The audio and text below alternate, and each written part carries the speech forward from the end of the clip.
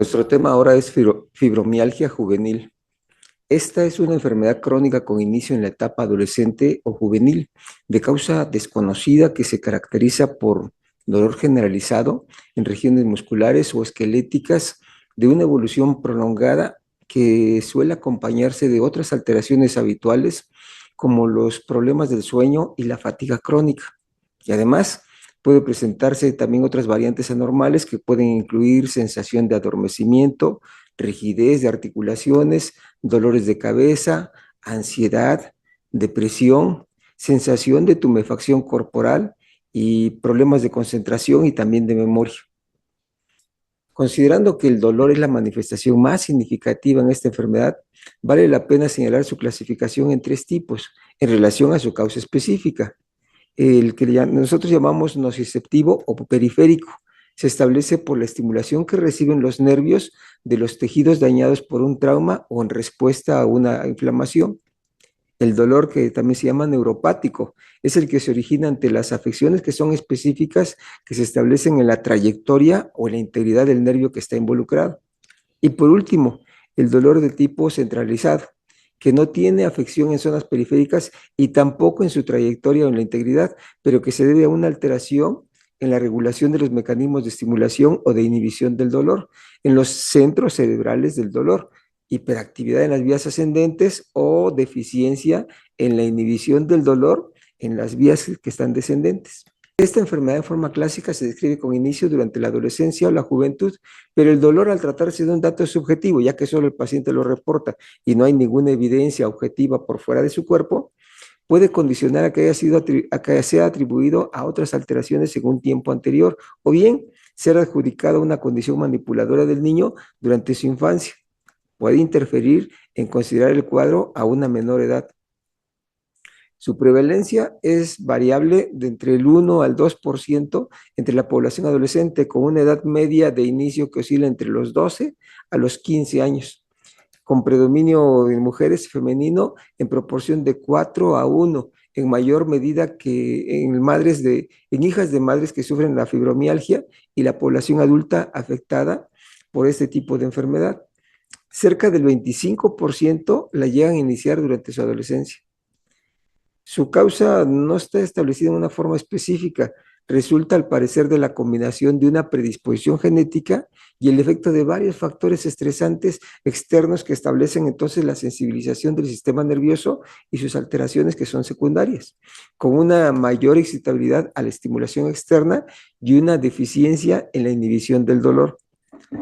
Esta enfermedad, mientras no era bien definida, fue considerada con otro tipo de nombres o con otros nombres: fibrositis, neurastenia, fibrositis, reumatismo psicógeno, pero a partir de 1976 fue que se describió con este nombre a la enfermedad que asocia dolores en múltiples partes del cuerpo, además de manifestaciones de tipo constitucional y de tipo vegetativo, con dolor intenso localizado en las inserciones de los músculos y de los tendones de una manera específica que se le conoce como puntos dolorosos. Con el paso del tiempo, los criterios se han ido seleccionando de una manera ya más concreta para validar la enfermedad, tanto en su presentación adulta, que se llama clásica, como para la presentación que ya se categoriza como una juvenil. Para considerar la existencia de esta enfermedad en algún adolescente, se deben de reunir datos que son muy específicos, que incluyen la existencia del dolor, que sea de tipo difuso, corporal, en una evolución crónica. Eso significa que tiene que tener más de 3 meses de evolución, con ausencia de alguna alteración específica que pueda motivar la presencia de ese dolor, y a su revisión que manifieste dolor en al menos 5 puntos sensibles que sean específicos, asociado con alteraciones del sueño, afección del aprendizaje y fatiga, además de otra serie de posibles alteraciones de síntomas corporales. El dolor afecta estructuras musculares y esqueléticas en una forma difusa, siendo señalado a nivel de brazos, piernas, espalda y el cuello. No todas las partes del cuerpo pueden verse afectadas de una manera simultánea, pero es importante reconocer que este no es un fenómeno localizado. Los pacientes afectados con frecuencia lo refieren diciendo: me duele todo. La forma como los pacientes lo pueden describir Pues es muy variado, por lo que pueden reportarlo como un dolor sordo, agudo, punzante, insoportable o de tipo ardoroso. Suele ser constante y crónico, no intermitente, que puede variar solo de intensidad y puede despertar a los pacientes. Este dolor generalmente no tiene alivio con medicamentos de uso común que justifica en varias ocasiones. Esto justifica en varias ocasiones la búsqueda de alternativas de tratamiento que pueden ser muy variados.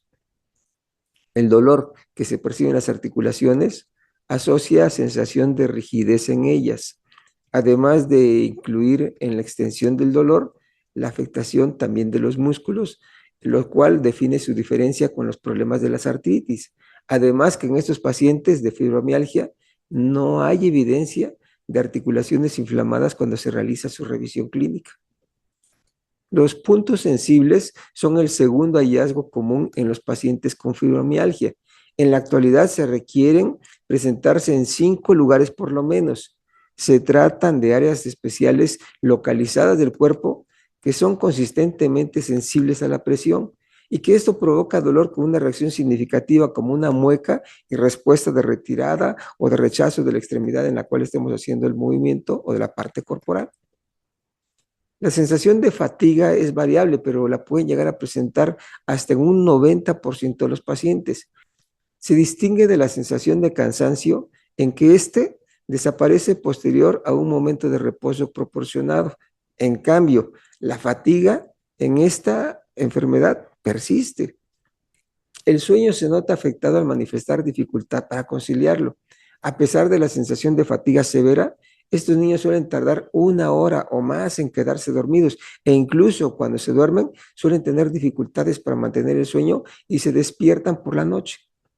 No es el sueño reparador y es la queja más habitual que la refiere con la sensación de despertarse más cansado o incluso más agotado después de una noche de sueño que ahí sí ha sido considerado como completo. Estas afecciones, en consecuencia, modifican el rendimiento académico de nuestros pacientes, siendo habitual que los profesores notifiquen a los familiares de notar que el paciente como alumno tiene sensación de sueño o cansancio en su horario escolar. Se modifican entonces así los hábitos de alimentación y de actividad física, lo que puede perpetuar las molestias habituales.